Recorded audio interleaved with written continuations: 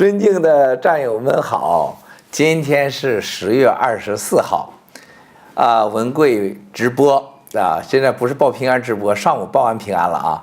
这个今天上午的时候啊，因为这个我短暂的在家里面直播，这个用的是手机，结果呢，我家里的 WiFi 啊，就几次都被黑客给黑掉了。然后呢，我今天在上午主要讲的主题是什么呢？王岐山和杰克马在以色列的活动。我上午在这里的时间播的时候，大概是10点多，是这个整个当时是以色列的6点多的时间啊。我的这个朋友啊，美国的朋友，我的基金合作者，他们也在以色列。我的基金合作者呢是美国的5大基金的一个总裁，认识我很多年了。昨天他们在这个纽约第5大道的66街有一个犹太俱乐部啊，这个特别多的人，一个俱乐部里叫大都会俱乐部，有一个演讲。演讲的主宾呢，主要2个人，一个是我这个基金的总裁，这个合作者，一个是班农先生。那么昨天到场的300多位的嘉宾呢，这个直播当中呢，本来是谈论很多问题，都在关心沙特的事情怎么办，美国会怎么办，川普总统会怎么办？但是呢，昨天听说这个争锋很厉害，美国到底要不要这个真相，要不要正义，要不要维护国际形象？美国是不是真的是双重标准啊？最后呢是这个争论的这个结果呢是记者跟这个班农还有这个基金总裁都快吵起来了，还有其他几个被访人。最后的结论就是，为什么中国的安邦事件就是纽约的华尔道夫的老板，为什么中国的这个 JD 京东为什么的马云为什么的海航 HN 这个海航这些事件没人播没人报？为什么沙特的这事儿成那么大的事儿？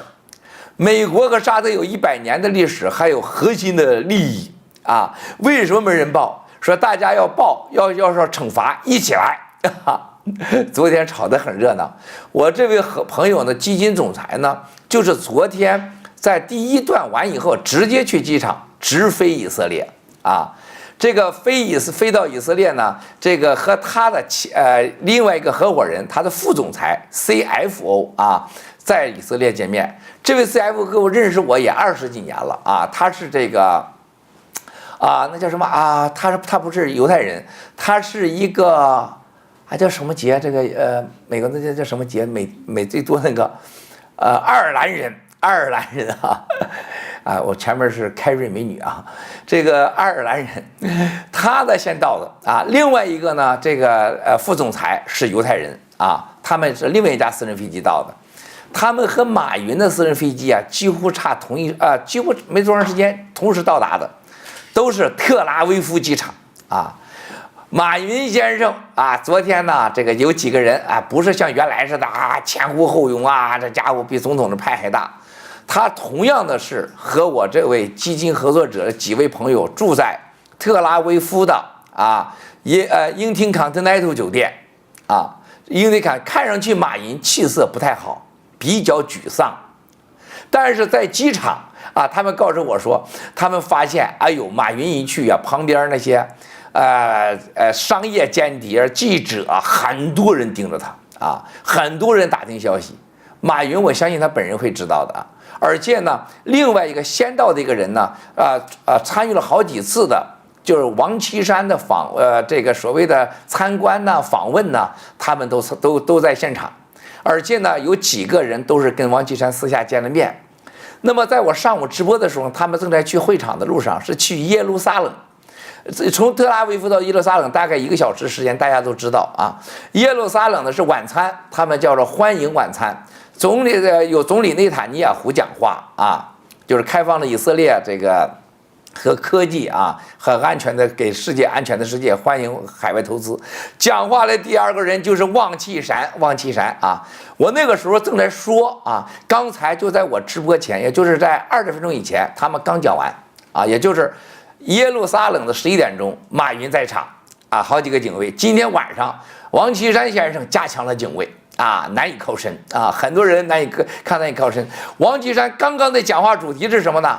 中国人从来一直以来，中国外交部爱讲的话，南海一直是我们的，这个世界一直都是我们的，一直以来都是我们的，中国人民一直都是我们的，都是吃草的，是一直以来从来没偷窃过技术。王岐山讲的主题就是刚才的视频啊，刚才的讲话。王岐山，有人说中国偷窃技术，说不可能，等等啊，这视频马上就过来了啊。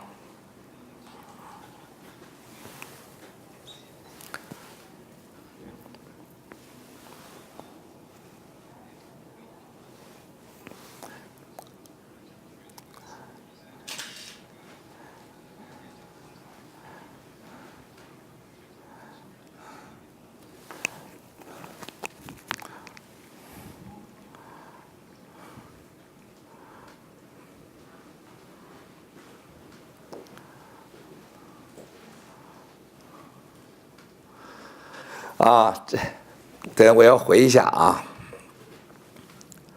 Hi Joe, thank you brother. Hi Joe, thank you brother. I'm get this video. Thank you very much. Take care. 刚刚的这个发了视频了啊，哎呦，看看啊。这个听说啊，这个演讲王岐山最后的时候演讲的说是，我今天要尝试着和内塔尼亚胡总理一样的演讲的风采，但是我显然没有做到，大家都开始学。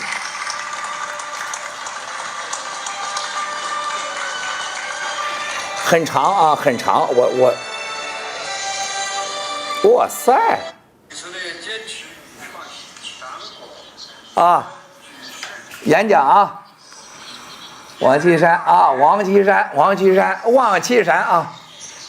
创新主体，你看，分工合作，构建了有机的创新创业系统，在现代农业、生物医药、医疗设备、信息通讯等领域形成很强的科研及产业优势。继续。我还讲那么长时间，啰不啰嗦呀？去年底，中国的直接投资存量达41.5亿美元，去年全年贸易额是1992年两国建交之初时的260倍。女士们、先生们、朋友们，当今时代是创新发展的时代，也是创新合作的时代。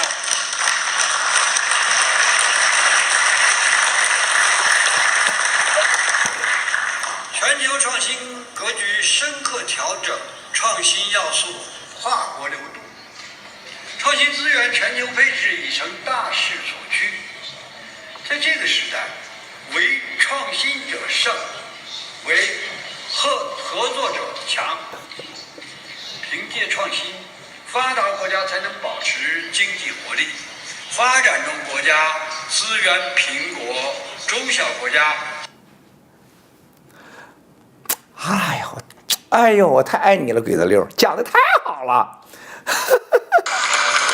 这个撒谎的。4298家我看全球知名的创新开幕仪，我很高兴出席以色列创新峰会开幕仪。我仅代表中国政府对本届峰会召开表示热烈祝贺。没代表中国人民很好。内塔尼亚胡总理的盛情邀请表示衷心的感谢。这是我第一次访问以色列，主要的目的是同内塔尼亚胡总理共同主持中以创新合作联委会第4次会议。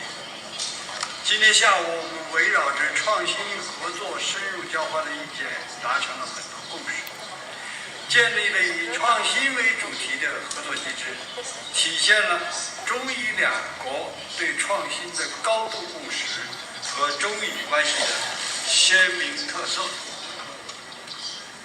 以色列是全球知名的创新国度，数十年来，以色列坚持以创新强国取得举世瞩目的成就。以色列大学、科研单位、企业等创新主体有效分工合作，构建了有机的创新创业系统，在现代农业、生物医药、医疗设备、信息通讯等领域形成很强的科研及产业优势。拍马屁，先拍一段，先拍晕的，注重创新，先拍晕的。将创新视作引领发展的第一动力。创新。中国改革开放40年是解放思想、变革创新的40年。在中国的新发展理念中，创新被摆在首位。创新。我们清醒认识到，中国仍是一个发展中大国，要实现2个100年的奋斗目标和中华民族伟大复兴的中国梦，就必须建设创新型国家。目前，中国在创新上虽取得了一些成绩，但仍处于跟跑阶段。要变成领跑者，还需要长期艰苦的努力。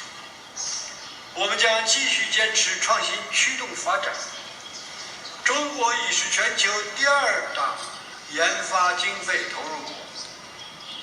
2017年研发投入达1.75万亿人民币。我们将加大投入，争取在新一代信息技术、航空航天、海洋工程、新能源、新材料、先进机械制造等重点领域实现更大发展。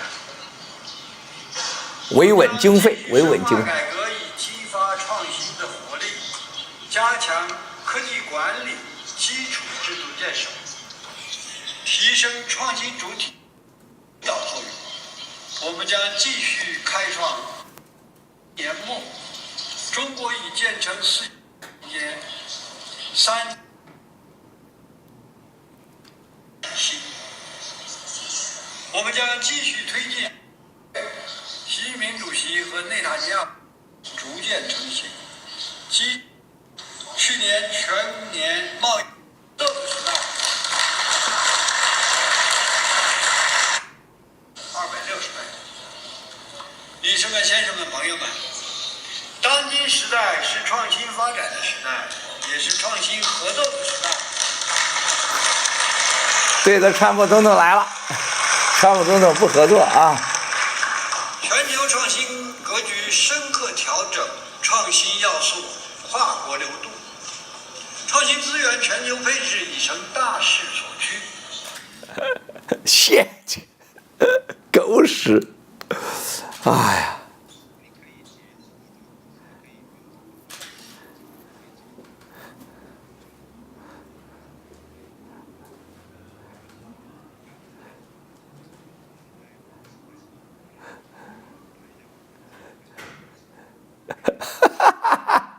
Thank you, brother. Thank you, videos. Go back. I invite you me drink. Thank you very much. 哎呀，哎呦，气闪呐！大家看见了吧？大家看到了吧？我上午说的时候，他正在去的路上啊。那么马云今天晚上也在场，说马云呢一看有镜头就挺凶啊，就这个装作很振作，实际上周围明显说他们看出来，跟着他的所谓的警卫像绑架他似的，啊，非常沮丧啊，心情不好，这个可也明显看出来非常的紧张。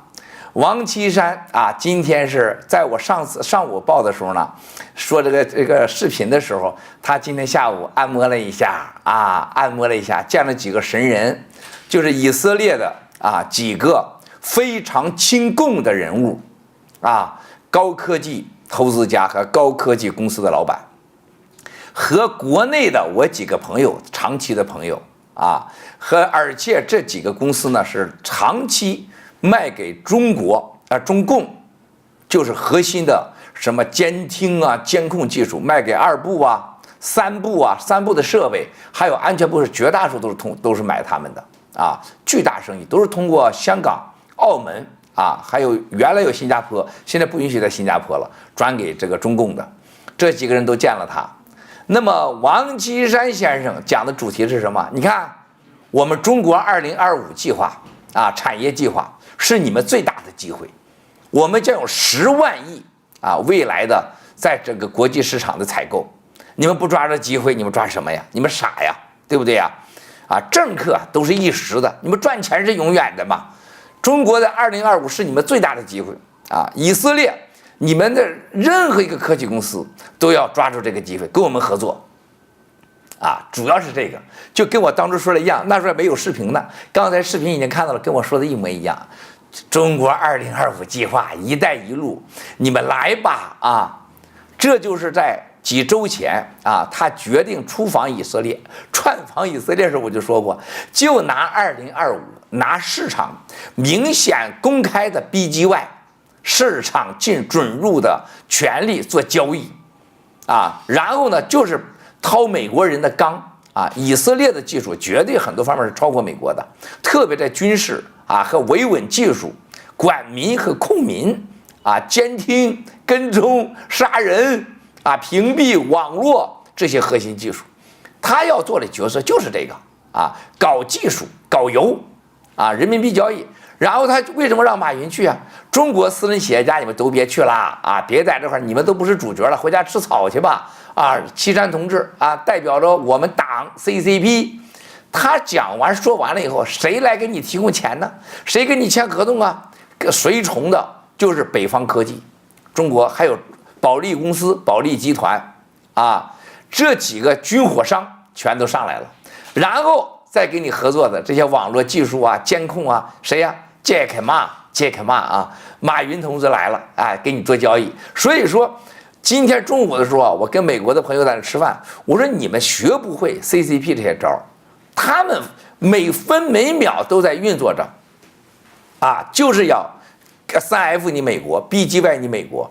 我说这招很灵的。我说在我们讲话的同时，我说内塔尼亚胡讲话，接下来就是王岐山讲话。王岐山讲话，我说我都不用说，他讲就这几个主题，怎么样？刚才这个视频刚刚结束的20分钟前的视频里面讲到了吧？中国市场巨大，中国社会稳定，保护投资者。我们一直以来中国几千年历史从来不偷人家技术，我们创造了什么什么，这都是瞪眼胡说八道。就像当年美国大使馆说我们公布了北京有 PM2.5， 马上外交部说没有，造谣，西方的主义造谣，北京根本不存在 PM2.5再过一星期我们可能有 PM10，再过一星期我们有 PM2.5， 但是是某些时刻。到后来大家知道了，最后是所谓的美国为首的西方的造谣，不存在的 PM2.5成了中国的灾难。就像这个外交部说，一直以来南海什么是我们的，钓鱼岛是我们，一直以来什么是我们的，那西伯利亚一直以来是你的，你咋不拿回来呢？外蒙还一直以来是你咋不拿回来呢？一直以来新疆西藏是你的，你咋不拿回来呢？台湾是你咋不拿回来呢？你敢吗？你就是欺负弱的，一直以来你就是欺负那些老实人。然后呢，说啥都是一直以来，你还有二战干什么呀？国际上的二战秩序是怎么来的？二战以后怎么排的？这就像 CCP 最爱干的事儿一样，把中国的公司和倒闭的银行叫重组，重组以后还叫原来吗？王岐山同志你还有中信吗？你还有广东国投吗？你为啥没有国投？广东这信托了？为啥没有中能信了？都让你王岐山搞破产了吗？它不存在了。那你不能说今天一直以来广东这信托都怎么样，还有中能信怎么样二战秩序就是一个国家版图利益权力的重组，你不能重组完破完产了，今天你还给说一直以来，今天跑以色列就说一直以来中国从来不投技术，那你一个个抓的间谍抓的谁呀？抓的哪人呢？蒙古人呐，外蒙的，是不是？所以大家看到这个共产党这个 CCP 这一套路子我太了解他们了我太了解他们了。所以今天中午我跟这位美国朋友说，我说你一会儿回去看视频去，王岐山会讲什么？我说王岐山会讲多长时间的话？他会是什么主题？我今天在讲，今天所有见的大佬就是要掏你美国的钢买你的技术，偷你的技术在你的头顶上拉屎马云是干嘛去？马云是做摆设，同时付钱去了，做交易去了，合法的外国游戏商业手段，盗取你的技术或低价买你的技术和蓝金黄你的技术。大家已经看到了是吧？这个上午说的事情正在发生中，刚刚已经发生完，从视频已经看到了啊。接下来啊，王岐山的中东串访都是老路子。接下来你看到中国的企业家会去哪儿啊？沙特、土耳其啊，挑拨离间，马上做交易，搞这个人民币石油化，这就是永远是搞弱你美国，他有机会；搞乱你美国，他有机会；搞死你美国是他的核心目的，他永远不会改的啊！现在一看沙特出事了，哇 ，CCP 天天鼓掌喝茅台，高兴死了。为什么？转移视线了。一看土耳其出来开发布会，他们开心了。一看现在美国刚才就在我家门口58期，这个 Time Warner 就在我家几千米之外有炸弹了，哇，开心了。全世界最希望美国完蛋的，需要美国赶快完蛋的乱的，那就是 CCP， 不是中国人。所以说昨天晚上的演讲，这个听说几个主持人在66届俱乐部，他们就改了。除了不要反中国人，不反中国，我还要给他们又修改了一点。我说你们不要动不动说是中国人偷走了你的工作，是 CCP 偷走了你工作，你不要说是中国人偷了你工作，中国人你带来的机会多了去了。还有个中国文化是伟大的，你不能说我们中国文化不是伟大的，我们的文化不是 CCP 给我们的，它是70年，我们有几千年的文化。听说昨天都得到了纠正啊，这个特别好啊。所以说今天上午的直播刚刚已经发生了啊，这个我就不多说，接下来咱再继续观察。那么同时，澳门的被杀掉的啊，这位郑大使啊，郑主任绝对不是那么简单。昨天晚上半夜，一位澳门的朋友这个到我家来紧急见我，给我讲述了他所知道的一切，把我吓一大跳。如果他说的是真的，中国还真有好男儿，真有好男儿，还真有厉害的人物啊！详情我稍后给大家再说，现在不宜多说。但是澳门事件绝对是一个里程碑的事件啊！它已经开启了内部的恐惧的盒子啊！这个王岐山还有现在的几个领导人最相信当年斯大林那一套，说最好的办法走向新的一个社会体系，那就是让大家都恐惧，最好的让自己安全的方式让大家都害怕，也就是恐惧啊。这个法国大革命前夕这是不一样的啊。法国大革命前夕是被偷走了钱，社会分配不公，世界新思想启蒙，最后这个民主思想运动加上宗教的要求的改革，利益的重新分配，造就了法国的宪政让欧洲走向了文明。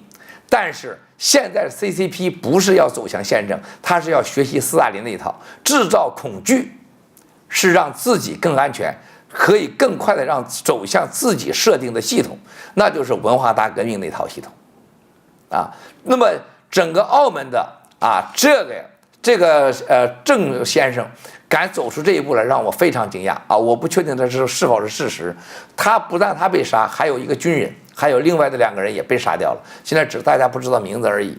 宗主部派去的小组实际上就是已经发现了他们想干这事儿，最后整个珠海剪彩，整个计划全变这个听说对上层也是极为震撼。同时内部现在对整个金融还有这个股票市场外汇产生了巨大的恐惧心理，非常的害怕。大家要看一看这个德克萨斯州大学Calbase 的这个讲话，有一个网站叫 Zero Hedge 这个 Zero Hedge 非常的重要，叫 Zero Hedge 里面专门有一个 Calbase 的这个讲话。他这些讲话他在视频里边并没做出来， CNBC 的这个讲话他做的并不成功我觉得他没讲出重点。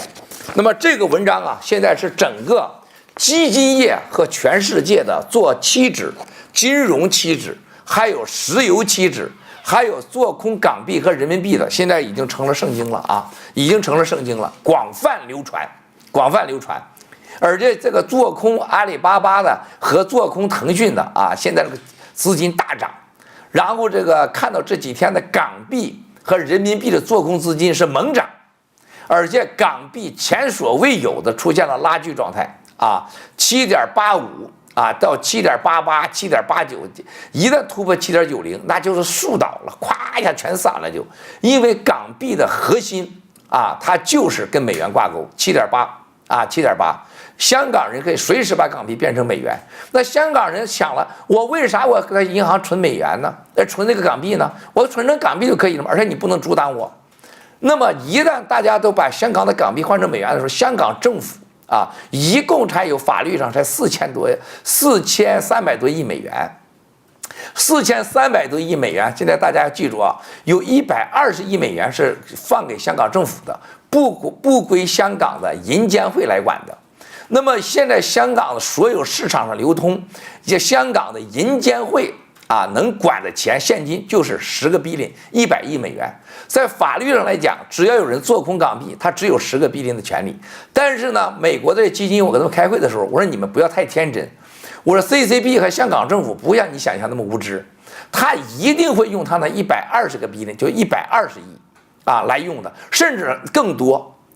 这为什么我说共产党一定要想办法保护港币？因为港币是他印刷这个假美元和假港币啊，获取美元外汇储备的最好的渠道。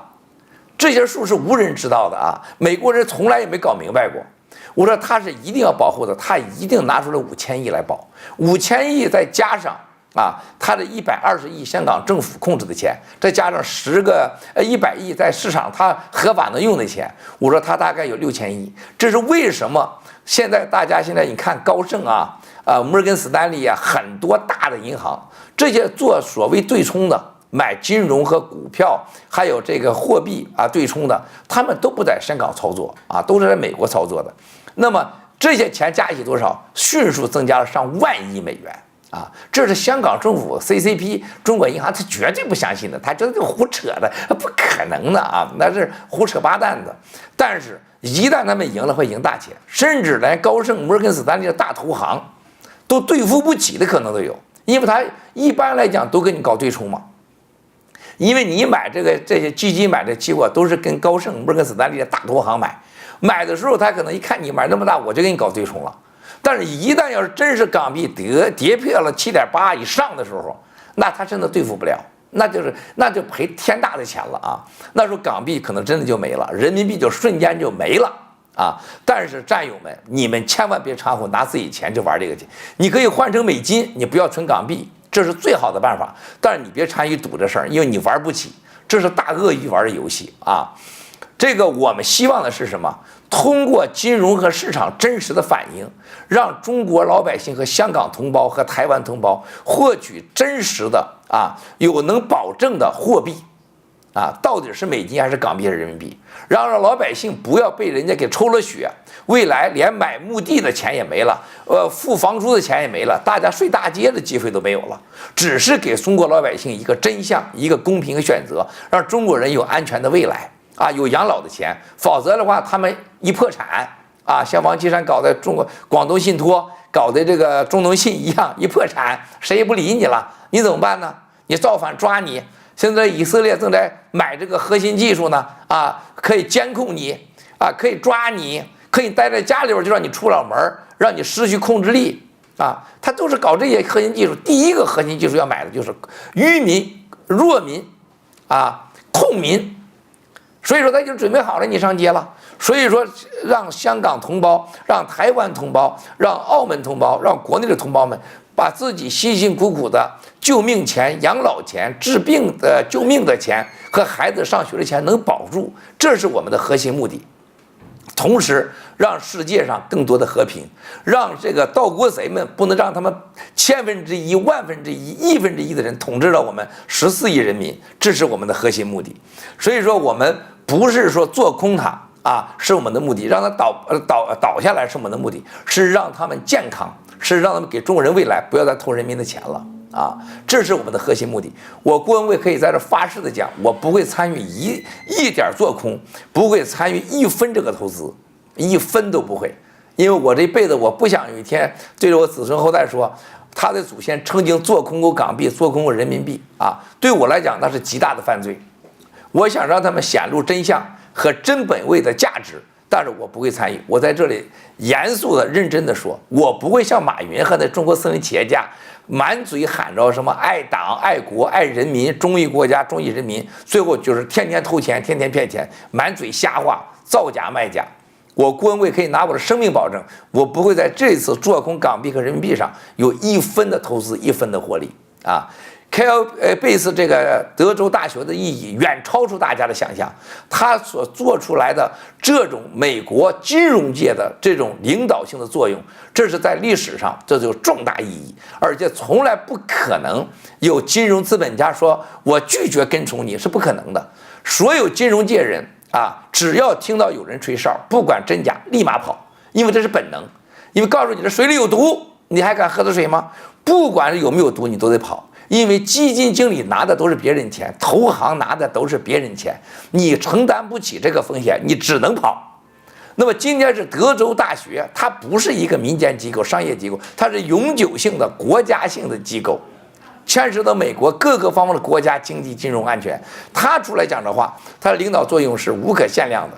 接下来大家会看到一系列的隔山打牛啊，会在王岐山先生串访结束后，他们会出更重的手。接下来会更加的有意思啊！11月6号，美国中期选举完以后，如果说共和党赢了，啊，这个事情更加不可琢磨、不可限量。接下来从台湾、南海等一系列的行动，包括对新疆一系列少数民族的政策的保护，一系列的制裁法规的出列，对港币、人民币和港股、A 股。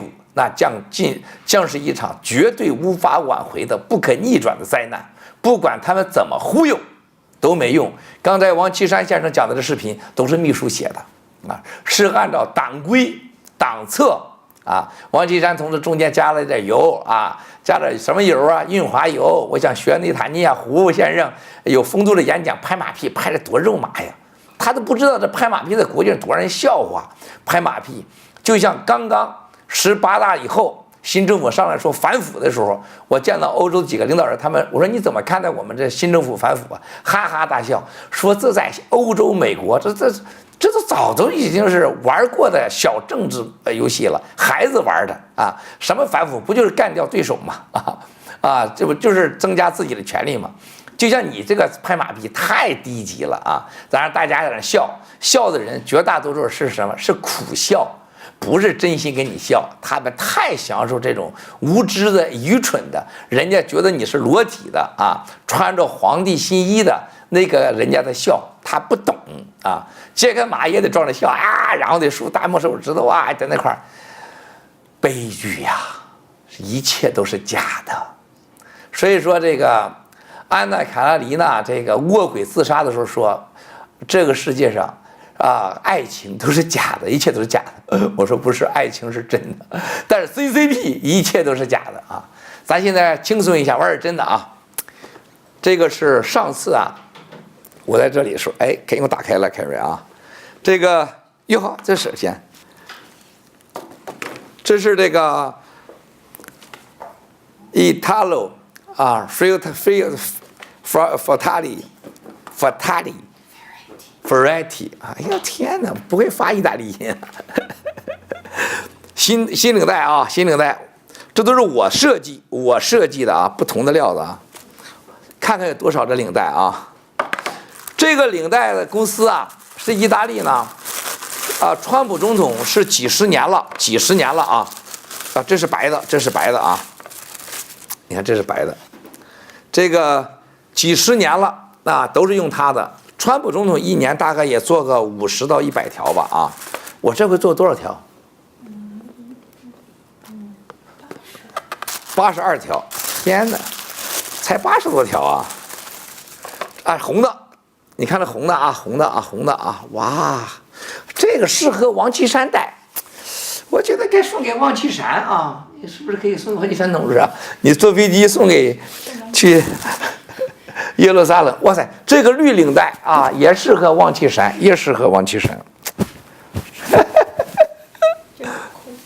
哇，这个是迈尔斯给我设计啊，看看这专为我做的，你看，这个打完以后，大家记住了吗？从这儿啊，你看着啊，我打领带简直是，我这领带这打得太熟了。这个领带要怎么样？大家看看啊，从这里穿过来，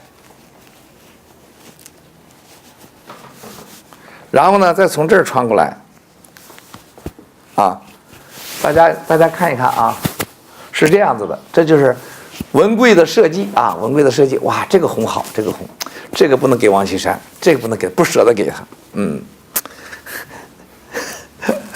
啊，这个太好了，哇，这个太好了啊！哎呀，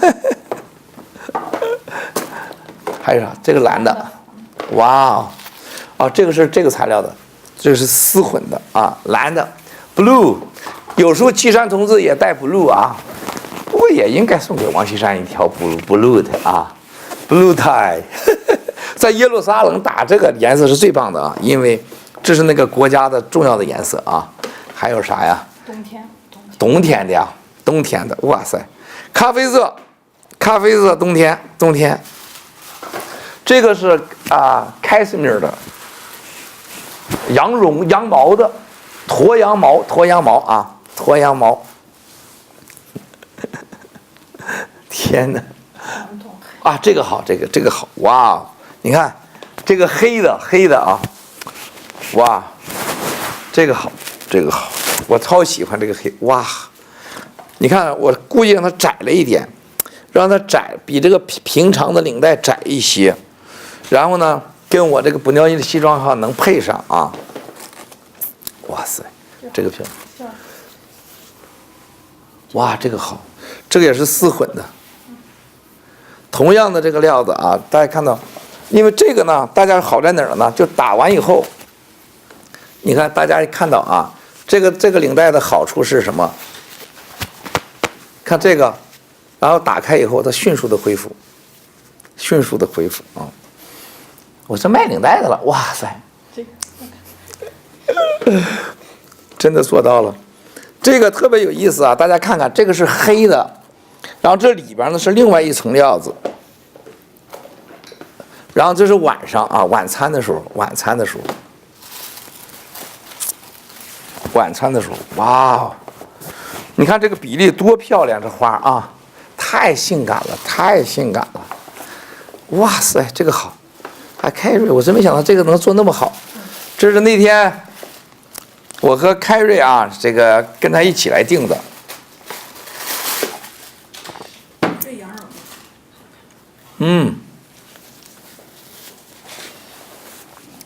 这个是羊绒的。啊，也是这个的。这个王岐山戴上不好看，不能给他了，这个不能给他了。哇塞，看看啊，这个是围巾，哇，这个花简直是，哇塞，哇塞，好帅呀！这也太 flower 了吧！哇！ OK， 给你这个。OK， 够花的啊，够花的。好了，这个送给你了，凯瑞啊。谢谢。哇，这个是什么的呀？啊，这个我喜欢，这个红我也喜欢，跟那个红不太一样。大家看到这个红啊，这个红不太一样，这个红特别漂亮。哇塞！这个领带在像布尿尼店，像在大牌店几乎都是它的。像布尿尼店，这个大概在$2000到$3000之间，$2000到$3000，像这个都超过$3000啊，$3000一条。哇，这个漂亮！这个是我订的这个黑的，里边用的红的衬，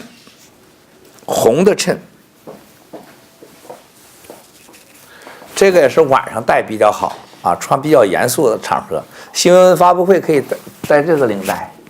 是一样的。啊，但是呢，大家看到了，这个里边是这个丝绒，这叫丝的布，应该这不是丝，那个丝里边是丝的金色、红色做衬，但是外边呢全都是那透明的啊。这个有点啊，这个有点很同志的感觉，非常好啊。哇塞，还有什么？哎，我订了个夏天的那个迈阿密 style 那个呢？夏天在这边，迈阿密的，冬天哪种颜色？就是那个迈阿密的那个20几种的那个 style， 这个我觉得这个真的漂亮。你看这个，你看这个，这个银白色，银白色，哇塞！这真的是太酷了，哇！哇！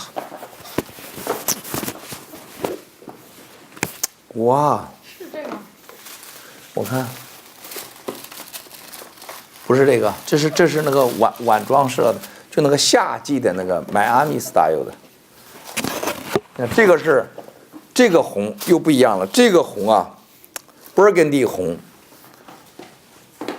哇，战友们啊，咱们直播的时候每次都要换上一个新的领带，啊，这个蓝也好看，哇塞，你看看这个蓝，哇，这个蓝太酷了，哎，这个王岐山先生要带这个领带明天去演讲，那酷呆了，他就买个爱马仕领带，别人送给他了，海航。原来王健、陈峰、刘成杰、姚庆啊，买点爱马仕，他们就懂爱马仕，不懂啊。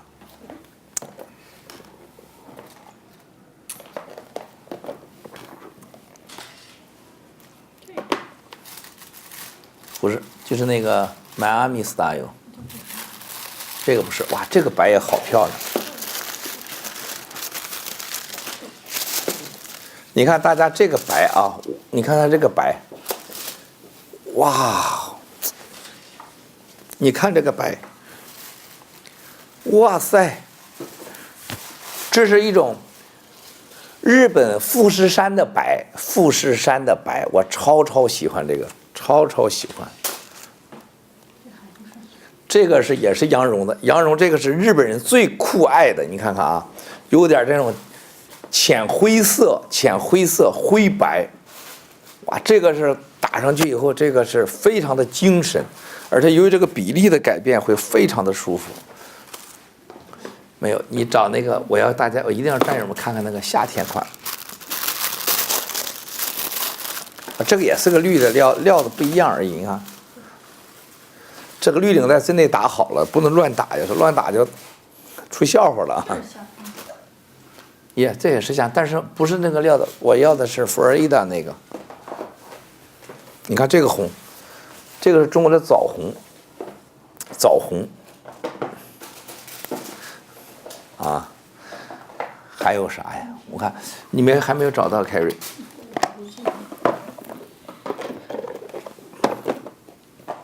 哎，那个红我看一看，哇，好漂亮。啊，这个红跟的是一样子的，你看看，它就是这个是一样的，它有这个锁扣的，这个是不带锁扣的。哇，天哪，这是真正的中国红，中国红，这是 CCP 领导最爱打的，但是呢，这完全不一样啊，这是川普总统的挚爱啊，挚爱，但是他打领带都很宽很长。这个领带师还有服装师每次都说能不能打短点，他不听。这个是刚才那样料的，这里边是黑加黑了，啊，黑加黑，哇，天哪，咋弄的？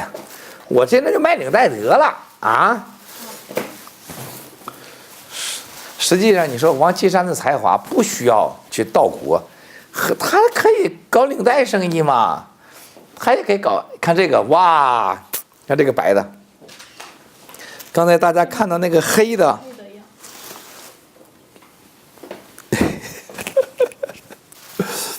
这个白的啊，白的黑的，太漂亮了，哇塞！你根本现在就没有啊，凯瑞，那个像那是不对的啊，这是。错，找不着。哇塞，这个你看这个，大家你知道这个颜色，这个摸着的手感太漂亮了，真的是太漂亮了。哇，这个真的是酷呆了，简直太舒服了。这个摸的太舒服了。所以说咱们想办法，这确实我都送战友吧，太贵，怎么能让战友拥有这样的领带呢？把盗过贼的钱给他没收了。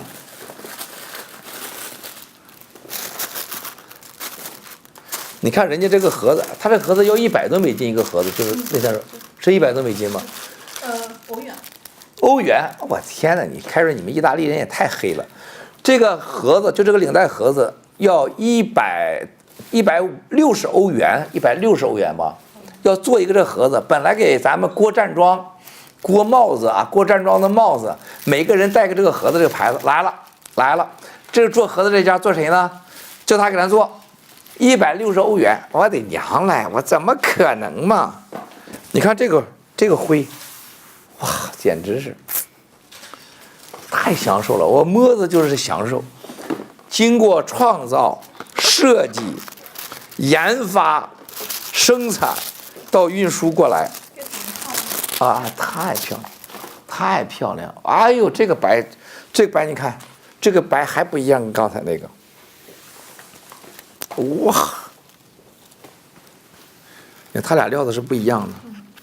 哎，它俩是一样的啊，这个是有那个结的，说你一定要核对完，跟咱那个定的料子不要冲，但是这绝对缺问题啊，缺这个就是迈阿密 style， 这个是这个羊绒的，哇，太舒服了，哇！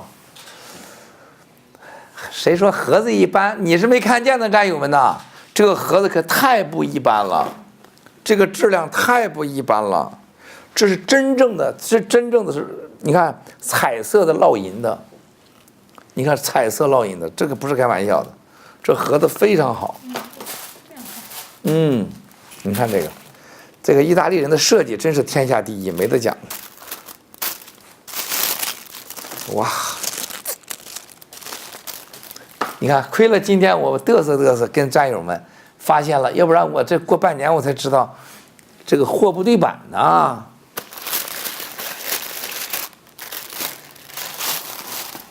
哎，这个你看，凯瑞，这个是那个黑的那个绒，这个是那个绒料，毛和绒的混合力。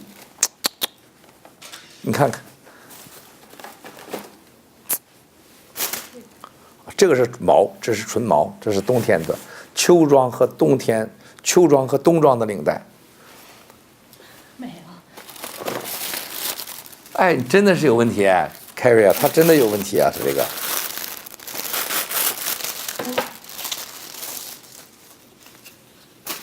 你看这个是红，跟刚才的是一样红，这个一样的，但是它是两条，但是它为什么做两条？它不做这个呢？你看，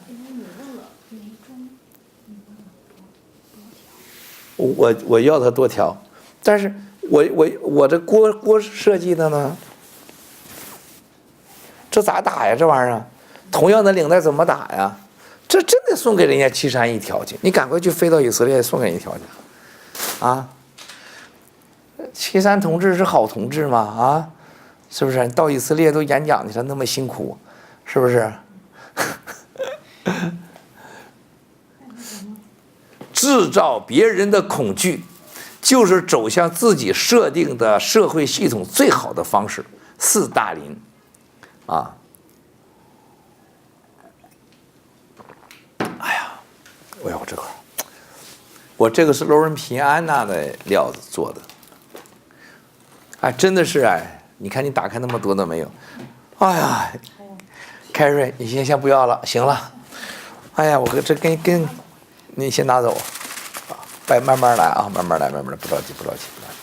所以战友们啊，今天给大家嘚瑟了半天领带，上午直播很失败啊，今天下午呢我们就直播给大家补回来，说话算话，我说好了啊，再看一下牌子，正确的发音啊，这个正确的发音，大家看这牌子啊，我再给大家看一看。这家领带公司是斯坦福劳瑞奇，史丹福劳瑞奇那个牌子和这是世界上 No.1 unique， 劳斯莱斯中的劳斯莱斯，特制劳斯莱斯。然后劳斯莱斯就是斯坦福劳瑞奇，这个领带中的奔驰就是爱马仕，啊，这个是绝对是特定版啊。所以呢，战友们，今天上午很抱歉浪费大家时间，直播的卡很不成功，今天呢，我答应大家，我再忙我一定要直播，给大家补回来。刚才第一次直播的时候呢，望气山正在准备会议中啊，还有杰克马啊，现在完全按我们当初所说的开始，在美国后院掏美国的钢啊，骗技术、买技术、偷技术啊，是马上开始。所谓的2025，实际上我今天上午给大家说的，王岐山同志要创造第3条路，打着国家的名义实现国家的2025的所谓的高科技战略啊，中国生产战略，事实上是通过对外洗钱，然后中国内部所谓的金融经济重新洗牌。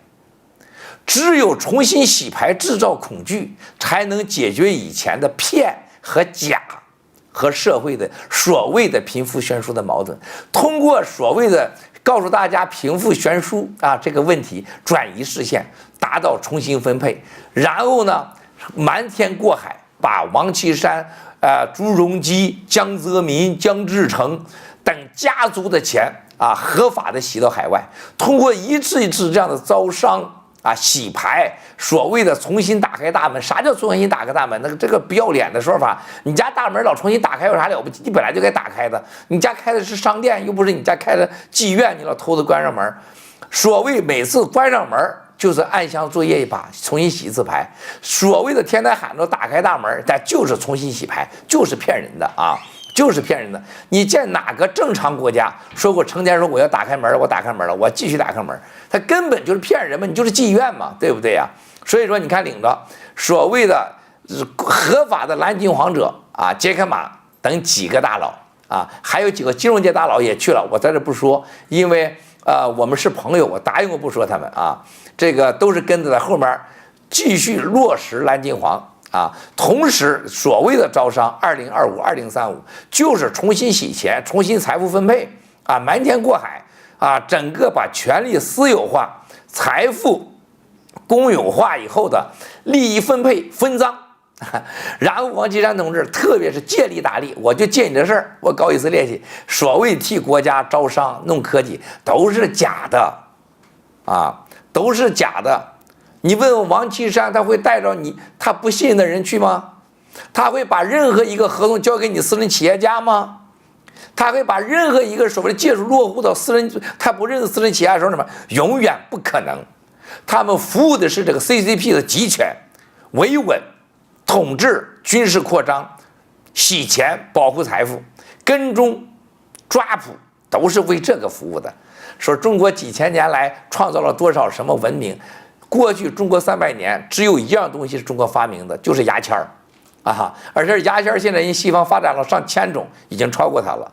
中国最大的所谓王岐山讲的4大发明，特别是火药，4大发明的火药是干嘛的中国是给皇帝看的，是表演的，是让皇帝一个人享受的，老百姓不能享受。最后让人家西方人变成了火药，把这个乾隆，把整个大清皇帝把整个当年的中国彻底给打垮了。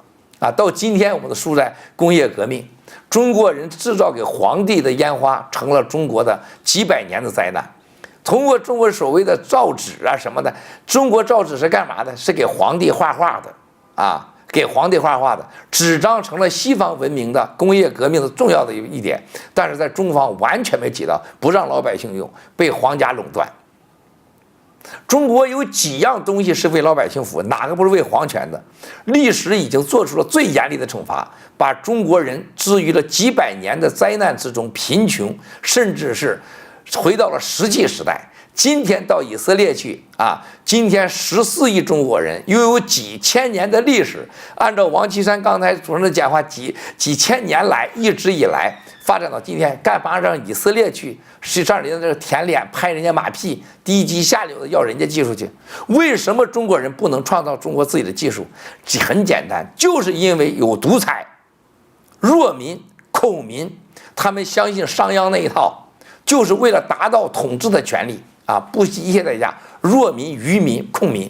今天的 CCP 还在这么做啊！所有的科技最想要的就是愚民、控民、弱民，就是网络控制，叫中国人闭嘴、闭眼啊！这个鼻子闻不到，耳朵听不到，这不是悲剧吗？所有的招商都将是笑话啊！它都是对人民来的，它不是为了文明的，更不是为了我们子孙万代的。啊，亲爱的战友们，擦亮眼睛啊！但是大家记住，不擦亮也没问题。历史这一刻已经到来，上天已经给我们准备好了，他们会把这个国家的大门真正的打开，归还属给我们14亿人民所有的财富和尊严和安全，没人能挡得住。接下来国际上的行动，就再说一遍，军事的、政治的、金融的、文化的。超出大家所有能想象的想象 ，CCP 日子不长了。今天所有在以色列想跟他们做交易的，未来都将后悔。不信，神仙养蛊先打仙，咱走着看啊！一切都是刚刚开始。亲爱的战友们，为战友们祈祷。弥陀佛，菩萨耶稣，佛是摩哈摩诃。干皮有14亿人民早日有增加了自由信仰的空间，让中国人亲近真神，远离战争，让中国人民任何的世界的喜欢铲除共产党，我为集团，佛是国要神咒，阿弥陀佛。谢谢所有的战友们，谢谢你们的时间。再次的抱歉，上午耽误了你们的时间，没有把这个直播好。下午我尽量的加倍偿还，非常非常的抱歉，谢谢。一切都是刚刚开始。